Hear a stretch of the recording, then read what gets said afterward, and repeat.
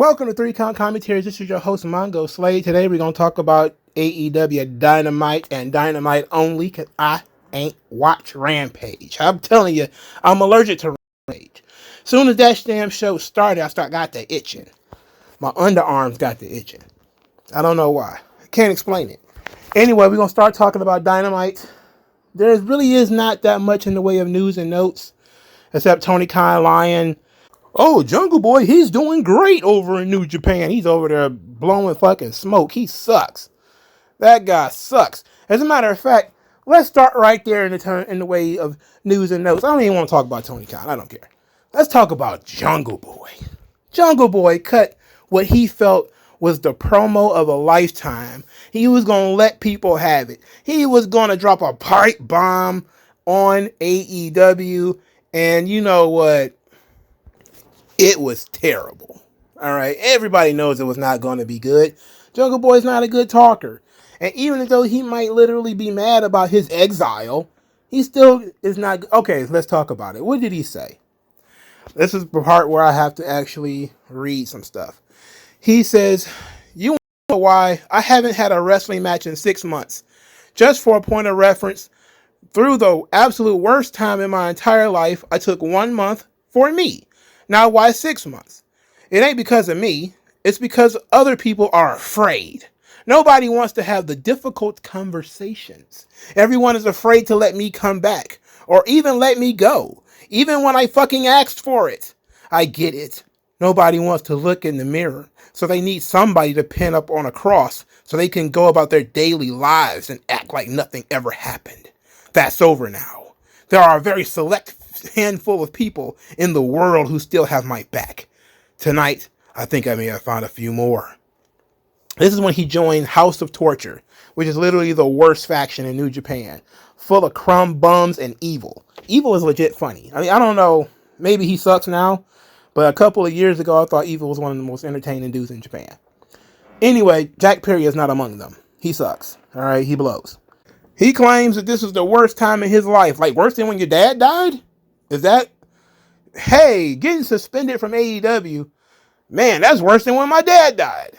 That's, whew, that's a poor choice of words right there, huh? It's not worse than when your dad died, kid. So, relax, you know. So Dave Meltzer. Oh, let's back up before we get to Dave Meltzer. In this little promo, Jack Perry suggests that he asked for his release. Why Tony Khan wouldn't just give it is beyond me. You're scared he's going to go to NXT or something and do what? He's not going to be a huge star. This kid just ain't got it. It ain't in him. The best thing he could probably do is cut all his hair off and maybe try to be like the stick up the ass kid that he is, the son of a Hollywood celebrity. It might actually work as a gimmick because not many people have that kind of gimmick. It's what makes him unique. It's the one thing that makes him unique. I mean, him being Tarzan boy for years wasn't working out. Maybe if he pretends to be his dad, it might work out a little bit. Or maybe he does something else. But if I was Tony Khan, I would have fucking fired this guy. What do you need him for? Like, what's the problem? What you holding on so tightly to Jungle Boy for? I don't know. Anyway, Dave Meltzer is not happy that Jungle Boy is still in Japan. So he says this on the Wrestling Observer Radio. Tony is really mad at him because he cost him CM Punk, so he's getting the blame. He probably should have been suspended for a month or two. Where are we at? 7 months now? It's ridiculous. Punishment doesn't fit the crime at this point. I mean, it's not like his fault because the other guy lost his mind. The other guy lost his mind. You know what? Meltzer couldn't be more in the bag for these guys, man. You know what I'm saying? Like, it's crazy that you blame the bear when you keep poking and prodding the bear. Then the bear finally responds, and you're like, man, that bear's crazy. Why would you do that? Why would that bear act like that? I was just poking him with this stick here. I was just messing with him. I was just playing. It was a rib. It wasn't no rib. You know he don't like y'all. Look, I'm not about to get in the habit of defending Phil, so forget this. I will say this, though. Alvarez. Because if Meltzer believes it, Alvarez believes it too. Alvarez says this: none of it should have happened, because the fact is that it wouldn't have happened with Jack Perry if Punk didn't start the thing in the first place. Punk started it. Punk started it by telling the kid not to use real glass because he's going to get hurt. And if you are an investment to the company, we don't want you to get hurt. And the kid going outside with real glass, knocked on the window, looked dead in the fucking camera, knowing that Punk is watching and saying, "Cry me a river." But CM Punk started it. Dude, what is wrong with these dudes? What's up with these guys, man? Like, are they having sleepovers with the Young Bucks or something? Are they sharing popcorn? They all eating out of the same bowl? What are they doing? They got to have each other's phone numbers, at least. You think they text 15, 20 times a day? They text good morning to each other? And good night to one another or something? This is ridiculous, bro. There's just no way you can have this level of loyalty to these goddamn guys and not tell the truth. The truth is, Jack Perry is in exile. He should have been fired, because he is the reason you lost your biggest star. He should have been fired. The fact that he wasn't fired is pretty crazy. Now, a 7-month suspension is pretty bad. I'm not even going to hold you up. It's uncalled for. A 7-month suspension and nobody died? I mean, that's not, like, I don't know how you can get away with suspending for somebody for 7 months, though. That's got to be illegal. Which is probably how he ended up popping up in Japan. Because there's just no way you can suspend somebody for 7 months. It's just too damn long. But let's get into this show. Mercedes Mone, the face of AEW now. She's the face of AEW. That came out of the mouth of Tony Khan. The face of AEW. She better be if she's making $10 million. She's absolutely the face of AEW. Unquestioned. And she was on this show twice, continuing her angle, but she's the face of the company. She comes out there and talks about the injury. She botched her promo, by the way, and said that her career was almost taken away from her. She played a vignette of herself full of her New Japan clips, because she says there might be people who don't know who she is, which is trolling, because clearly everybody who's watching this show at this point in time knows who that woman is, all right? When we asked for, video packages for Heshachero, oh, you got to do your own research. But somebody who main evented WrestleMania, has been in video games for a decade now, has been on the cover of pay-per-view posters and all this kind of stuff. Oh, yeah, we got to do a vignette for her. Get out of here. They're trolling you. Anyway, she's talking about she's here to lead a global women's revolution. A global women's revolution. Okay. Then she claims that she has business with Willow, and Julia Hart got involved with Willow. And what she say? It's a price to pay for messing with Mercedes Mone. It rhymed. So that means it's good. No, this promo sucked. Of course it sucked. So lights goes out. Julia Hart's there. Sky Blue tries to attack Mercedes from behind, but she's essentially a putty from Power Rangers. And Mercedes is not very good at, fighting people off, but she fought off Sky Blue. Julia Hart comes in. Mercedes fights her off too. They run outside. They get chairs. They come back. The lights turned out again. Then, as you know, Willow is in the ring. Chris Statlander's in the ring, and they have chairs. Sky Blue and Julia Hart, they retreat. And Willow is standing behind Sasha Banks, Mercedes Mone with this chair.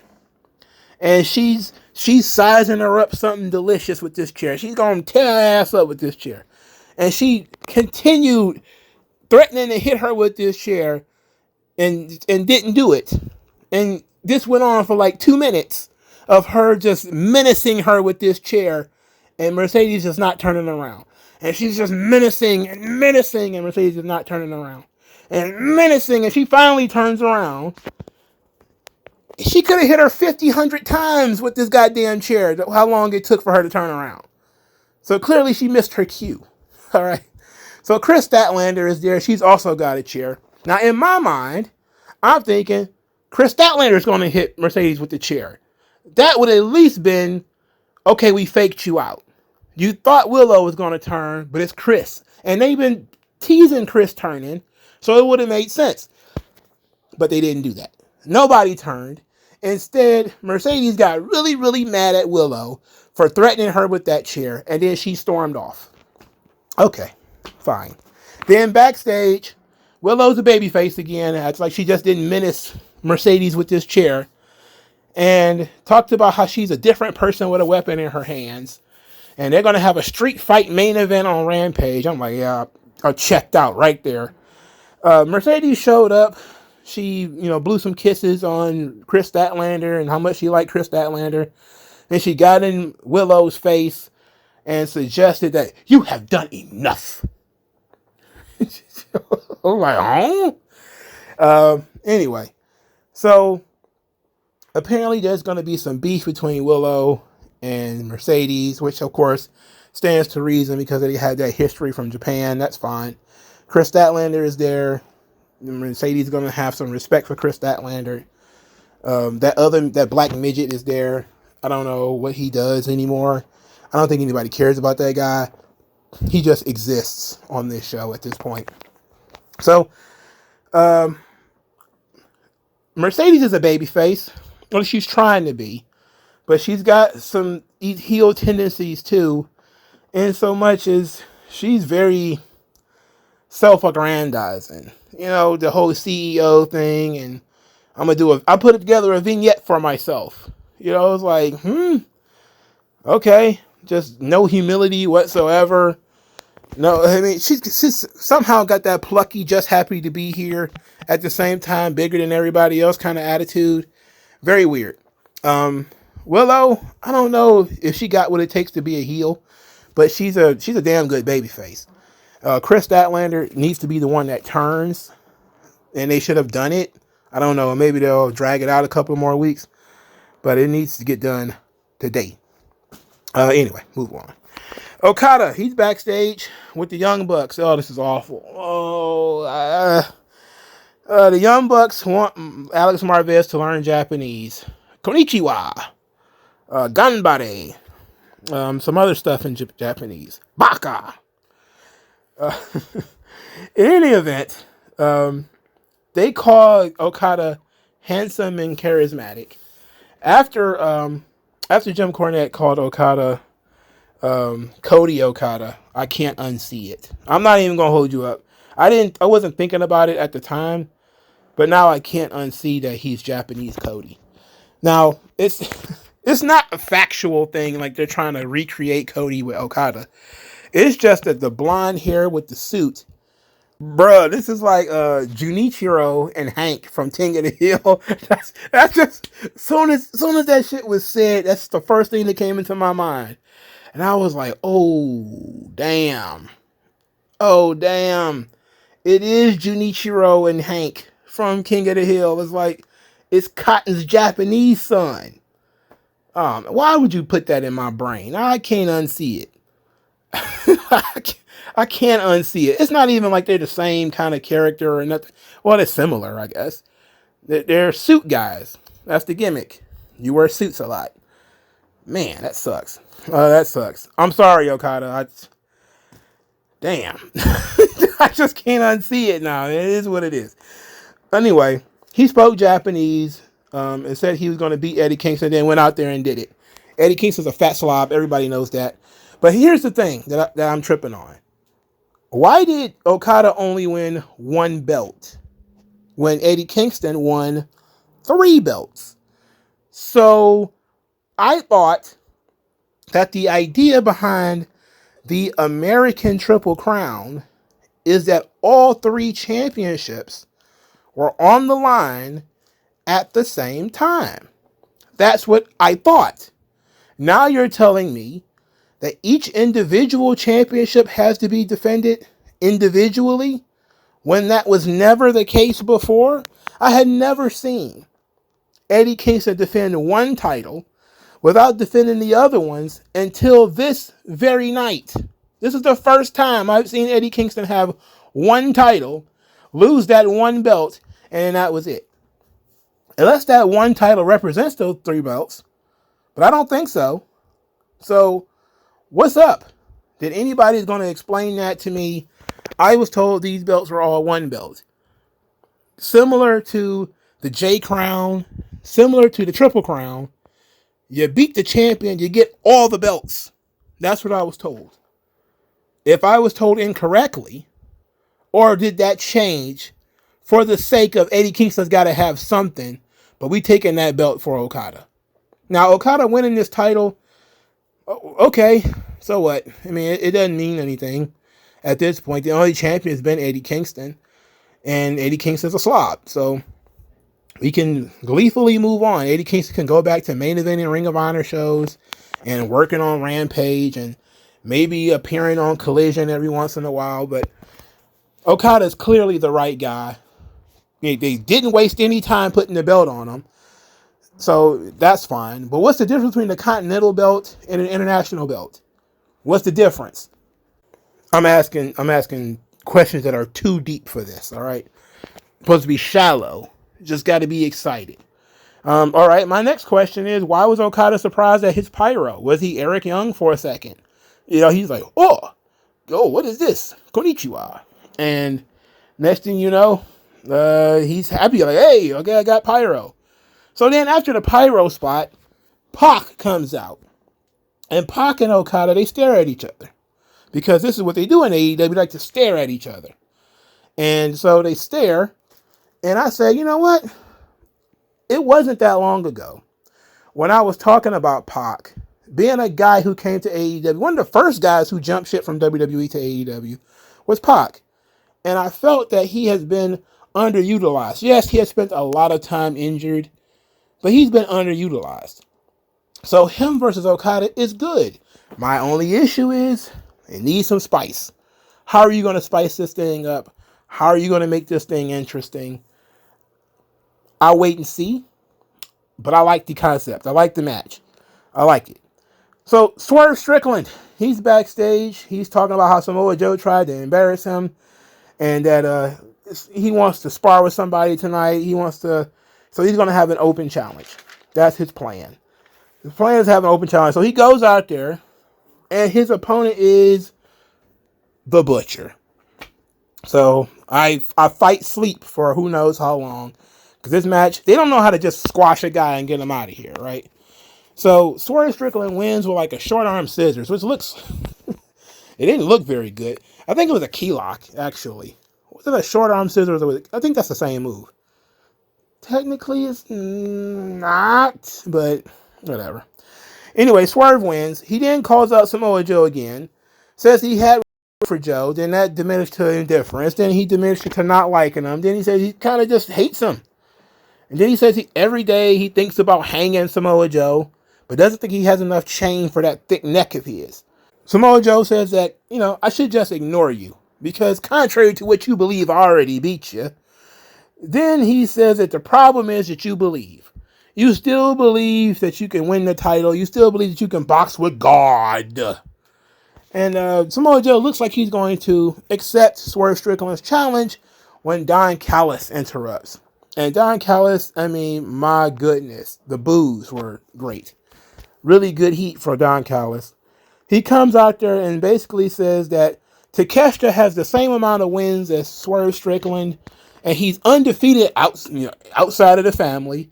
They threw him to the wolves to job to Will Ospreay for no good reason. And then said that he thinks that Takeshita should be the top contender for the world title. So Swerve says that if he wasn't busy, he'd burn down the Don Callis family tree. But then still accepted Don Callis' challenge to wrestle Kenosuke Takeshita. I probably butchered that. Next week. All right. So Takeshita versus Swerve next week on TV. And then he says after that, he's going back to wrestling Samoa Joe. Poor Takeshita. Look. It's a big match for Takeshita. It's fine. But he probably don't need to lose right now. Why aren't we protecting him? He could be doing something. He could be winning matches in a different division rather than losing matches in this division. But I see Tony Khan has gone back to his traditional booking strategy, which he really never went away from, which is booking a bunch of big matches on TV, which is a good thing. You know, I'm not mad at that. So Swerve versus Takeshita, don't hate it. Just feel bad for Takeshita because I know he's going to lose. But my question is, what did Samoa Joe do to make Swerve want to lynch him? Like, I'm trying to figure out, like, look, Swerve has done some really terrible shit to people, right? Like, he broke into a man's house. Nobody tried to lynch him. All Samoa Joe did was win a match. And Swerve was like, it's eating at me. I want to kill him. For what? Winning a match and not giving you a rematch? Look, you lost. Get over it, B. Next. Hook defeats Chris Jericho. I don't know, man. Chris Jericho without Judas, he's naked as a jaybird, dog. People are not really caring, and they're having a difficult time really getting behind Jericho here. Jericho loses via a counter to the walls of Jericho. The crowd started to boo the moment Hook got on Red Rum, and Jericho just broke it with his fingers. Like, he didn't grab the ropes or put his foot on the ropes or something like that. He just used his hand to unhook the hands of Hook and got out of it. And I was like, wow. Wow.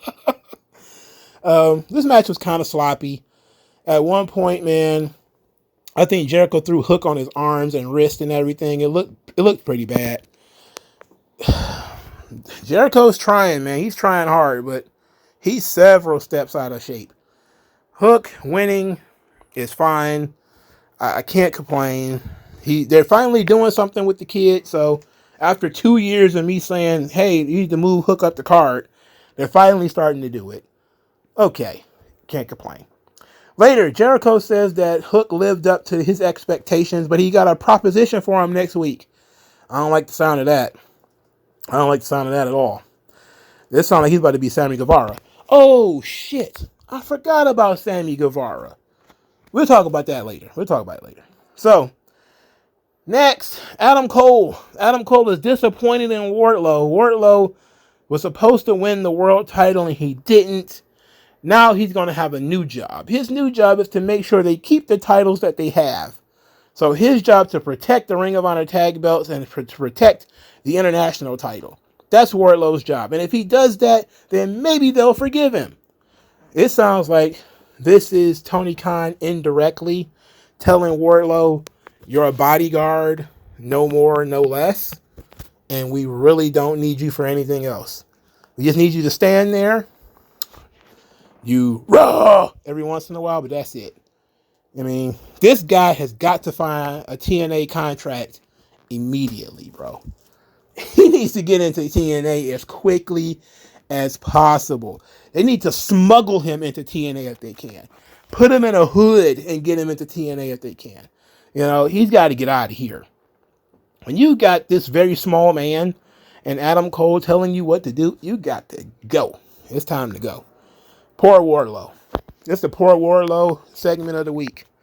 All right, so I'm a man, right?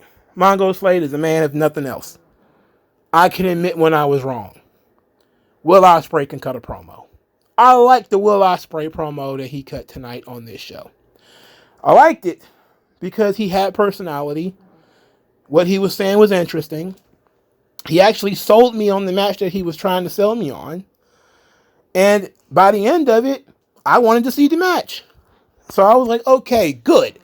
Good job. So what did he say? He apologized for the last time he was in Toronto. Said he was a naughty boy last time he was here. And then he says that he asked Canada for some maple syrup. To which I put a question mark because I didn't know what the hell he was talking about. And then he starts talking about how great Shibata and Danielson was on Collision. And that he thinks people will be studying that. And then he said that after the match, Danielson said that he couldn't fit in his shoes. And then he said that he went to Japan where Danielson wanted to be a big star. And he found Danielson's shoes were too small. He said, what you did in Japan was great, but what I did with Japan was elevate the Japanese wrestling. So he said he wanted to prove that he can walk in Danielson's shoes. So he challenged Shibata to a match next week. And said that he wrestled Shibata once before, but that's when he was 23. The difference is he's got a wife, he's got 3 pugs, a dog, hemorrhoids, and some more shit. And he got the crowd really fired up as he was saying this. And I was like, yeah.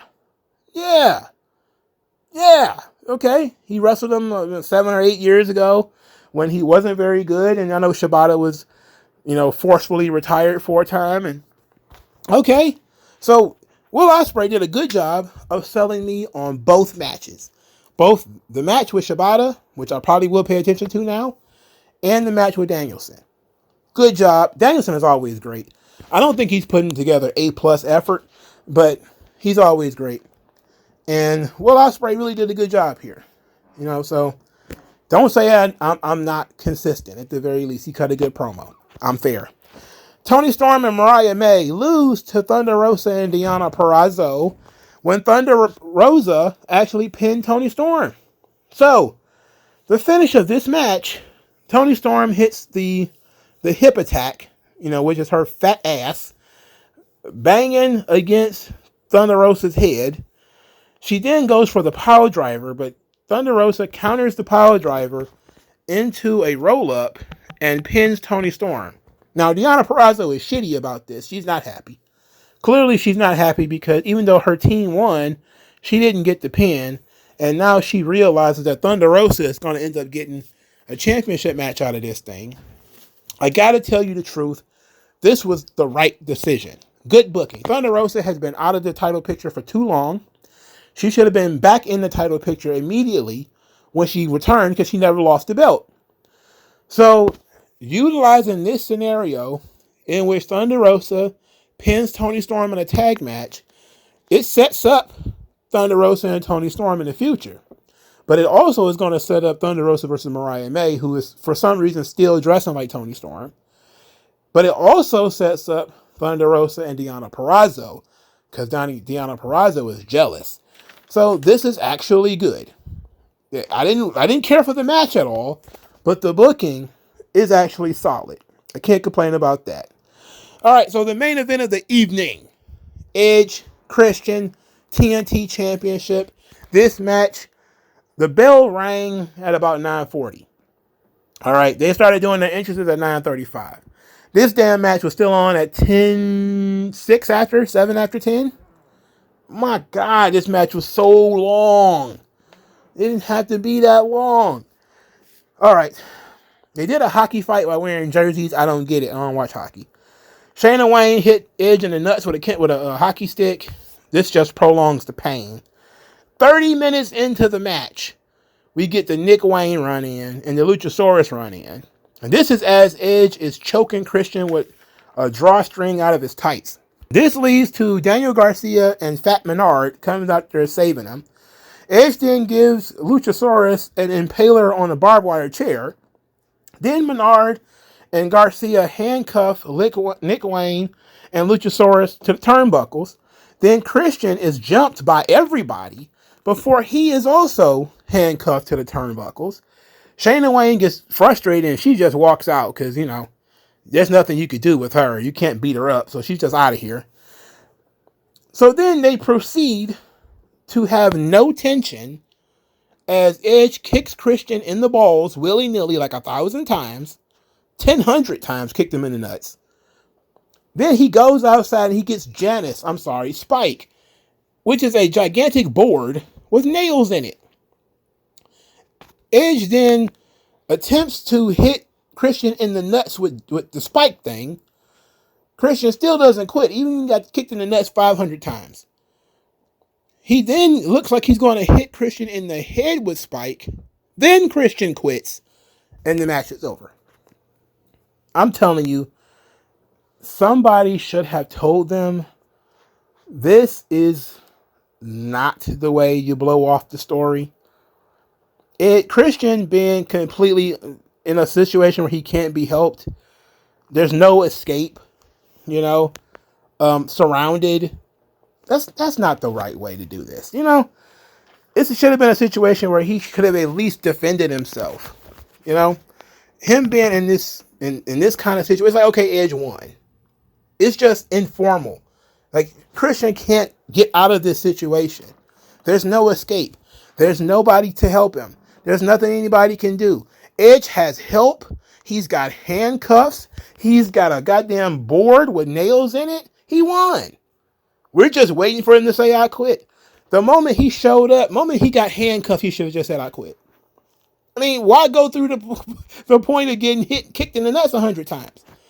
Like, sometimes people should think about these things, you know? You got to build tension. Tension matters.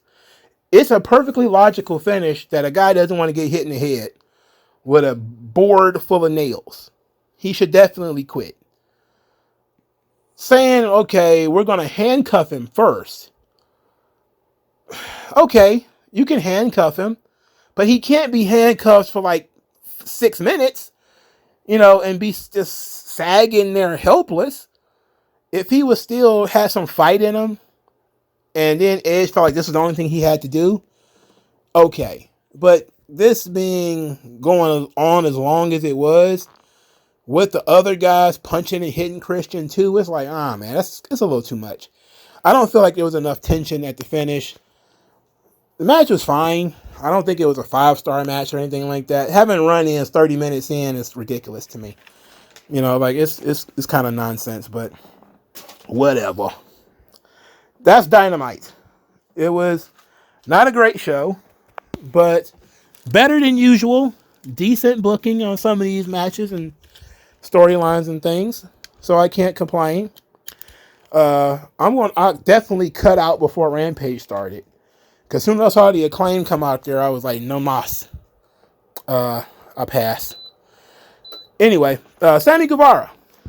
Sammy Guevara posted a really cryptic message, basically thanking everybody for having his back and saying that he'll see you all at the top or something like that, which leads everybody to believe that he's not coming back. So some people think he ain't coming back, that he's probably about to be in exile too for a little while. And that's 4 for 4. All 4 pillars in exile, 2 for injury, 2 for suspensions. Humorous. Anyway, is Sammy Guevara just going to be sent to Japan too? Probably. I don't think he's going to get released from AEW. If he does, that'd be strange. I don't want him in WWE. I don't like Sammy Guevara. Maybe he should have to eat gout a little bit and take his ass over to TNA. Maybe a top star in TNA. But I don't want him in like NXT or nothing. I know WWE, the floor in WWE has fallen out because the Good Brothers and Shawn Spears are there. So anything's possible. And at least I like Sammy Guevara more than I like Shawn Spears. But I'm not a big fan of Samuel Guevara. But the post was very cryptic, and it was very suspicious. And I understand that a lot of people might be saying, you know what? He might be gone, guys. And I understand that too. But I have to say, just for me, I'm a little bit more upset when Santana left AEW. And I think that guy has potential. So hopefully Santana finds a nice little home in TNA or something, and he can do great. Guevara, who cares? Jack Perry, who gives a damn? But Dynamite, decent booking this week. So what did you guys think? Let me know in the comment section below, and I'll talk to you guys later. Yeah. We just gone.